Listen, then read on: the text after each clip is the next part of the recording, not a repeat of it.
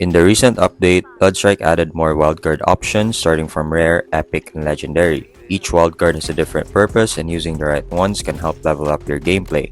There are now a total of 18 wildcards and being familiar with each one is important not only to know how to use them but also know how to play around or counter them. In this video, I'll do my best to explain all of the wildcards and share my experience on how to maximize their effects in game.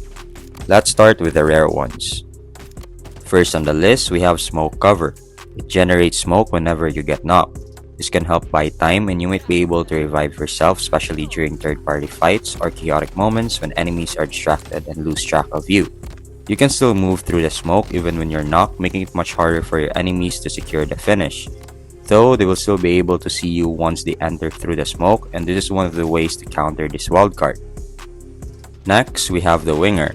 This extends tactical sprint duration and increases speed when crouching, vaulting, or climbing. There are lots of movement mechanics and techniques in Bloodstrike like the snake movement, and by using this wildcard, you'll be able to do another movement technique and it's the crab movement. Basically, you just need to crouch while moving sideways since you'll move much faster when crouching because of this wildcard. What's even more amazing is you can make this more effective if you use the UMP with laser attachment. It increases the ADS movement speed so you'll move much faster when you ADS. So if you add crouching to this, you'll become a harder target to hit, especially if you move left and right. Another effect that I've noticed when using this wildcard is a faster speed when using the zipline. This is actually an advantage because normally when you zipline, you'll become an easier target to track, and if you're faster than that, that means less time to be in this vulnerable state. It also says that it increased climbing speed, so I tested this with Katya's passive. Unfortunately, the speed stays the same whether you use the wildcard or not. Next, we have the Riot Armor.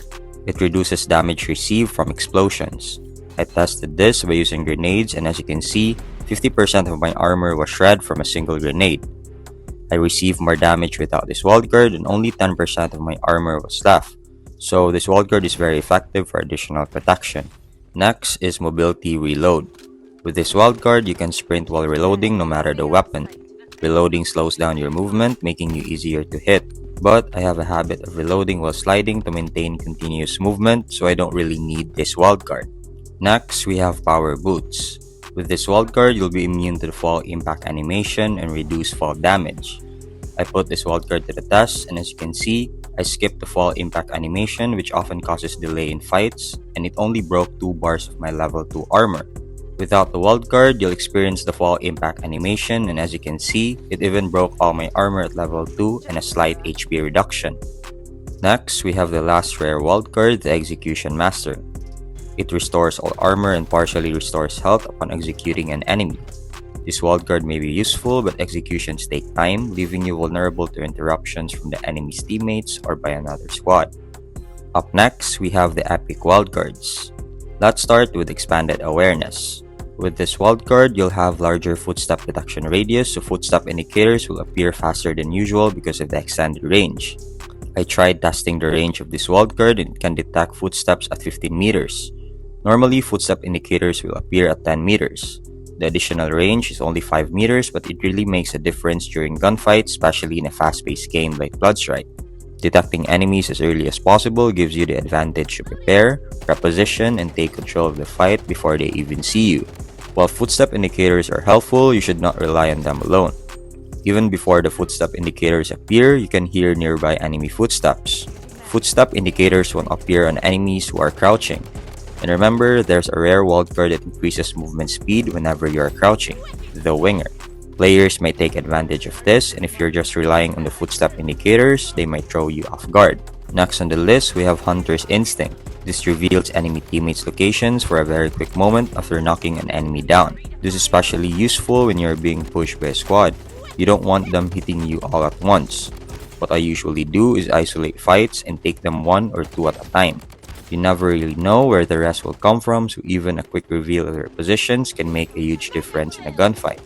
However, this only works if your enemy has nearby teammates. Knocking someone down won't reveal their squad's positions across the map. It only provides value when their teammates are within range. Next on the list, we have Slide Reload. With this wildcard, you'll reload only a fixed number of bullets per slide, not the entire mag. And take note, the number of reloaded bullets varies for every gun. It only reloads 2 bullets for shotguns, which is a very good advantage. Reloading will slow you down, and in this way, you'll survive longer in gunfights, and even if you miss, you can always recover and focus on the next shot. For sniper rifles, it will only reload a single bullet. I'm not entirely sure for the pistols, but it will only reload a single bullet for the Magnum and 12 bullets for the Glock with the akimbo attachment. For the assault rifles, it will reload 5 bullets per slide and 3 bullets for the SMGs. I also tried this on LMGs with the PKM, and it reloads 30 bullets per slide. I've only tested one gun per category, so I'm not sure if it's the same for the other guns. Please share your thoughts down below. Next on the list, we have the AED. This wildcard speeds up your own rescue and increases post-rescue health. I tested this and I thought you'll be able to revive yourself much faster, but there's actually no difference. Maybe it's only faster if you revive a teammate. The main difference that I noticed lies in the post-rescue health. It's definitely way higher if you have this wildcard, so you only need 2 bandages at most to be back at full health. Up next, we have Keen Intuition. Enemy locations will be revealed if they ADS you from your blind spot. Here's a quick example. There's an enemy ADSing on my right side. If I'm not looking at him, there's a yellow color in my right side indicating that there's an enemy aiming at me. The location of the yellow color will change depending on the location of your enemy. And remember, this will only work if they aim their sights on you, and of course, at your blind spot. I tested the range of this wildcard, and to my surprise, it can work even at 100 meters.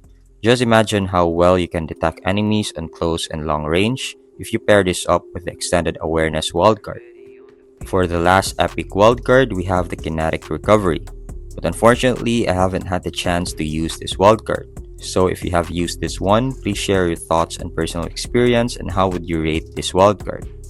Next on the list, we have the legendary wildcards. First, we have the Sword Master. With this wildcard, melee weapons deal higher damage and have a larger attack range. I put this to the test, and there's an increase in melee damage from 60 to 90 when using the Sword Master. But for the larger attack range, I don't see any difference at all. Melee abusers will definitely enjoy this wildcard, but honestly, I wouldn't recommend using it as it promotes a toxic playstyle. Next on the list is one of my favorite wildcards, the Victory Rush. Basically, you'll gain buffs when breaking enemy armor. First buff is reduced armor recovery interval. This means that you'll recover your armor much faster because the interval is shortened, allowing you to re-engage in multiple fights. You'll also gain a temporary movement speed and reload speed when breaking enemy armor.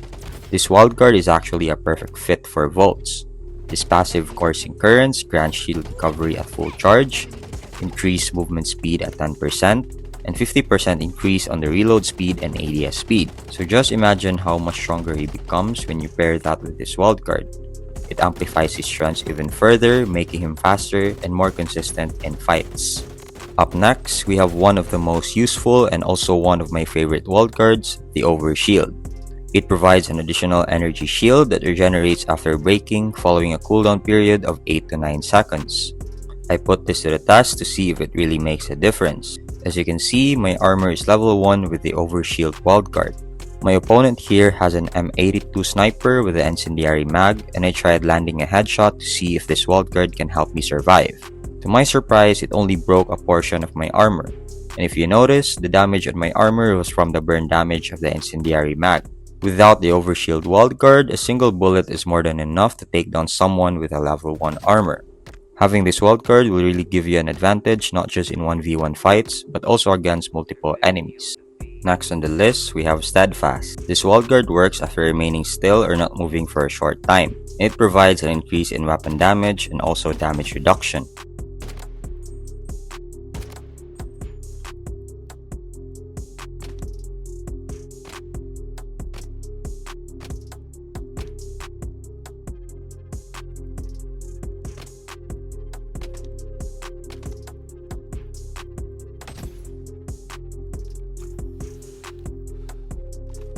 After remaining still for a few seconds, your skin color will change into gold, which means that the wildcard is active.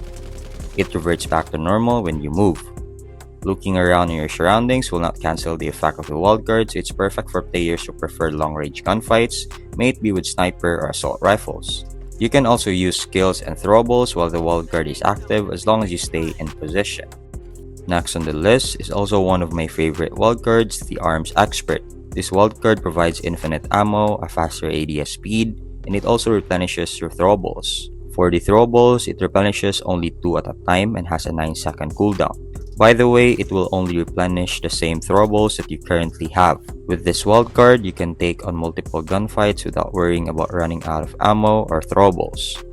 On top of that, the faster ADS speed gives you a strong edge in engagements, letting you aim and react quicker than your opponents. Last but not the least, we have the Exoskeleton. This wildcard provides an increase in movement speed and lets you perform a double jump in mid-air. I was expecting that the second jump would be a bit higher, enough to jump over walls and obstacles, but unfortunately, it's not. Though you can use the second jump to avoid the fall impact animation, and here's a quick example. There's also an increase in movement speed, so I put this to the test. Without the wildcard, it took 5 seconds to reach this point. But with the wildcard, it only took 4 seconds. It's not that much of a difference, but maybe it will work out differently if you pair this up with Zero. One of the benefits of Zero's passive is the increase in movement speed when using a melee weapon. So if the increase in movement speed stacks up, then you'll be extremely fast. So which of these wildcards would be a great combination? There are lots of combinations, but for me, I'll go with the Overshield, Victory Rush, and Extended Awareness or Hunter's Instinct. These 3 wildcards actually complement each other. Overshield gives you extra protection, helping you survive against snipers, shotguns, or any high-burst weapons. The Victory Rush provides different buffs when breaking enemy armor. It reduces shield recovery interval, so you'll regenerate your shield much faster, and it also provides temporary movement speed and reload speed. The Extended Awareness or Hunter's Instinct does not really give you a buff, but it provides information on nearby enemies. Meanwhile, Extended Awareness or Hunter's Instinct doesn't directly boost your stats, but they provide crucial information on nearby enemies, allowing you to prepare ahead of time, reposition, and take fights on your own terms. What are your thoughts on these wildcards? Do you like this newly added feature? Comment down your thoughts, and I'll see you on the next one. Peace.